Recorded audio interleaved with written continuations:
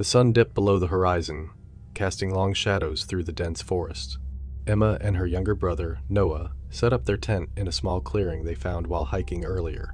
They had always loved camping, and this weekend getaway was supposed to be a break from their hectic lives.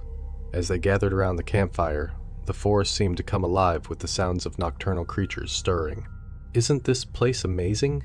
Emma said, poking the fire with a stick. "It's like we have the whole forest to ourselves." Noah nodded, though his eyes darted nervously around the trees. "Yeah, but it feels different, like someone's watching us."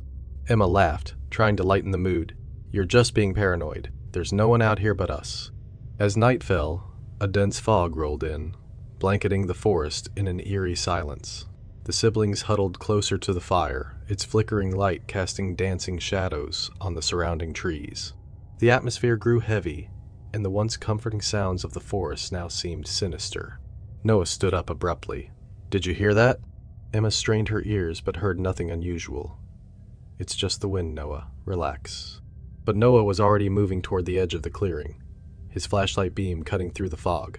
Emma followed, her own flashlight in hand. They ventured deeper into the forest, drawn by an inexplicable urge to explore.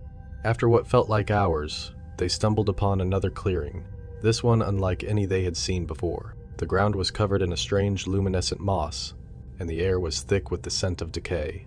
In the center stood a gnarled, ancient tree, its twisted branches reaching out like skeletal fingers. Emma felt a chill run down her spine. "We should go back. This place gives me the creeps." But Noah seemed entranced.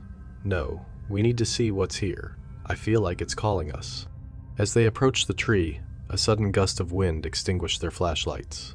They were plunged into darkness, the only light coming from the eerie glow of the moss. Emma's heart pounded in her chest as she reached for Noah's hand.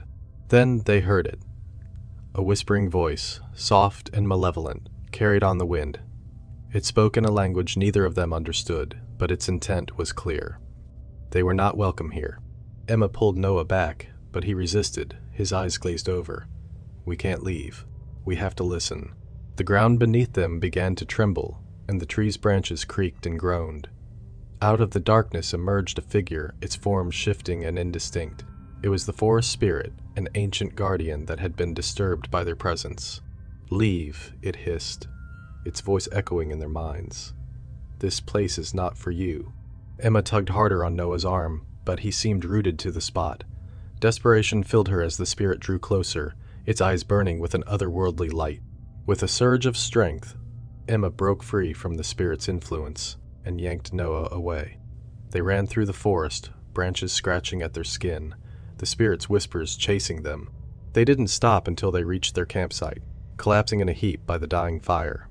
The forest was silent once more, the fog lifting as if nothing had happened. But they knew better. They had seen the true face of the forest, and it had nearly claimed them. As they packed up and left the next morning, Emma glanced back at the clearing. The sense of unease lingered, a constant reminder of their encounter.